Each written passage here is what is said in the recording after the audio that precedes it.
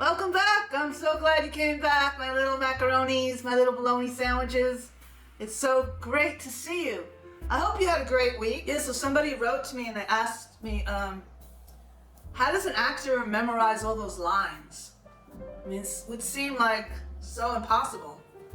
And I was like, if you're a well-trained actor and you know the craft of acting, you don't memorize lines. Acting is doing truthfully with a purpose.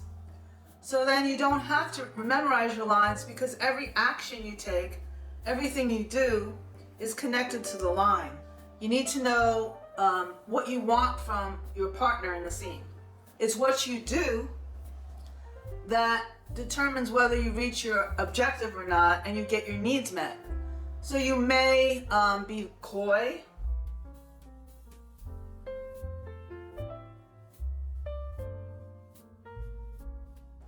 You may be seductive.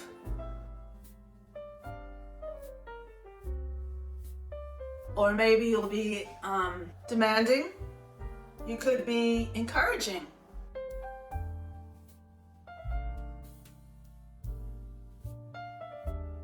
Or maybe you'll just be threatening. But whatever it is, you're going to try different things to get your partner, your scene partner, to give you what you want. You're maybe out to get the girl or the guy. You may be out to get the job. Maybe you're out to get the money. Maybe you're out to get custody of the children. Like, all these things are actions. They're not memorizing lines. So it's not what you say to the person, it's what you do.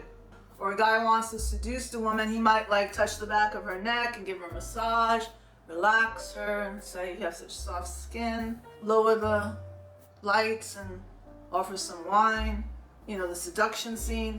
So it's the action of taking his hand to dim the lights that is connected to the line he has to say. So he'll easily remember the line because he knows his objective.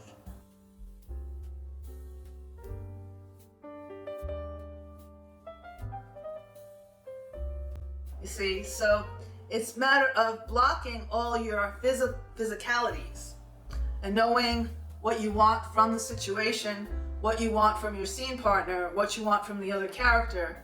And so each action is connected to the line. It is definitely what you do and not what you say.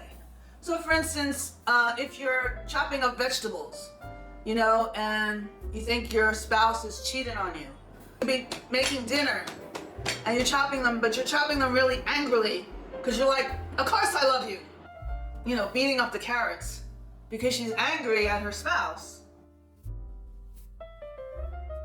Or you might be doing it tenderly. You might actually love this person and you're like trying to calm their nerves or, alleviate their suspicions. And you might be cutting them very gently and tenderly and saying, of course I love you.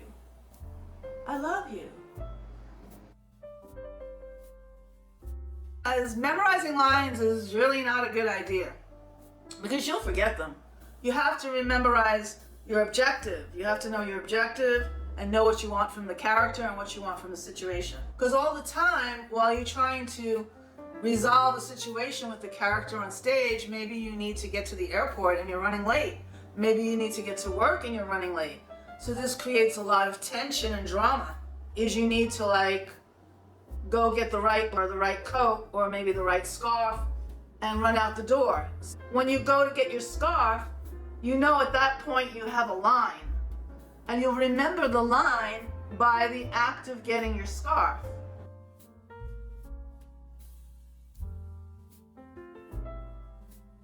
So that's really what it's about. And every time you do something, it's connected to the line, and the line's connected to the action.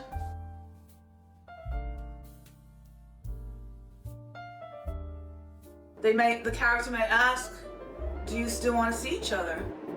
And the character may say nothing and just put out a cigarette. And that tells you a lot. It tells you, no, I don't want to see you anymore. And so he doesn't even have to say a line. So there's a lot of nuances in physical behavior, which speaks more loudly than words. That's why it's called acting and not speaking.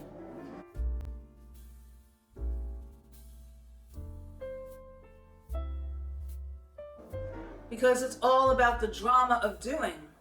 So the only way you can have control of the situation is to know your objective and know what you want. And you may not succeed at your objective. You may not get the girl. You may not get the guy. You may not get the job. You may not get the money.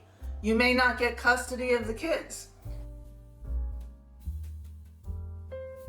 Oh yeah, some people say they have stage fright. And they would be afraid to go up and do an acting scene or do a scene in a film and a movie. But there's a technique to that. So for instance, it's called the fourth wall.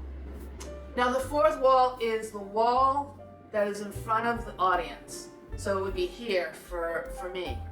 So I would just pretend that it's a wall and there might be a window there. So I might go up and instead of looking at the audience, I see a window. And I might go and open the drapes and I might open, the imaginary window and feel the breeze. Or maybe it's raining, so I put my hand out, or maybe it's snowing.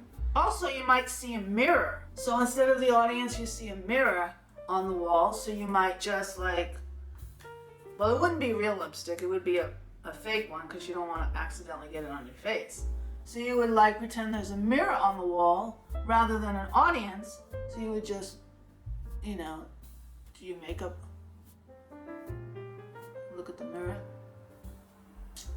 look at yourself, and maybe you might fix your hair. And you don't see the audience, you see the mirror and you see your reflection.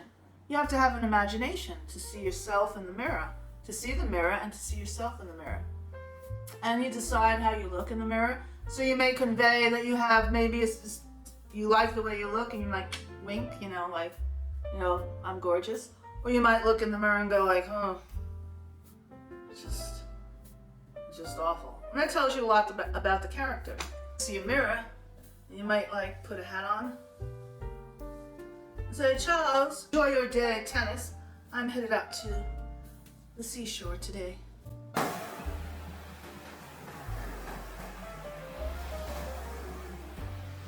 Also, it's important to pause, because not pause for the sake of pausing, but sometimes when you pause, you say a lot more than if you had used words. And so the pause and the silence can be so dramatic and so powerful. So, yeah, the pause is beautiful.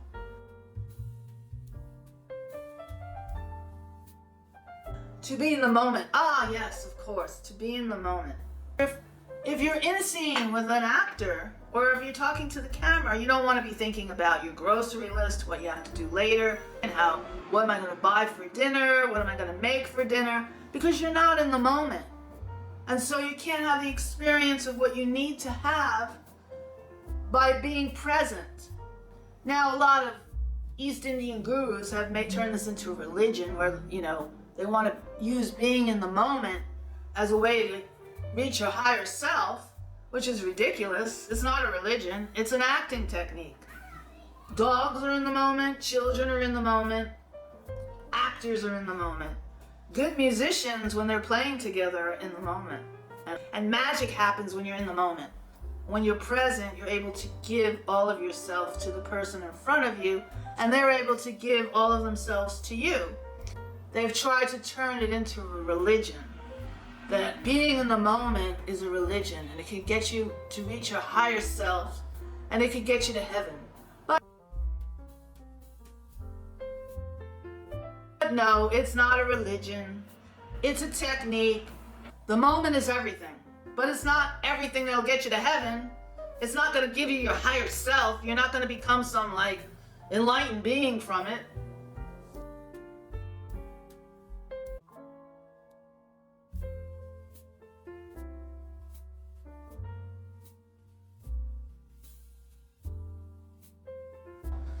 So yeah, I needed to say that because, the new age.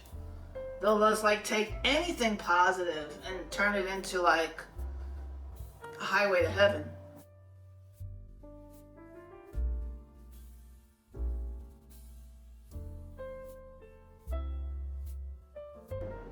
Thank you so much. Enjoy your week.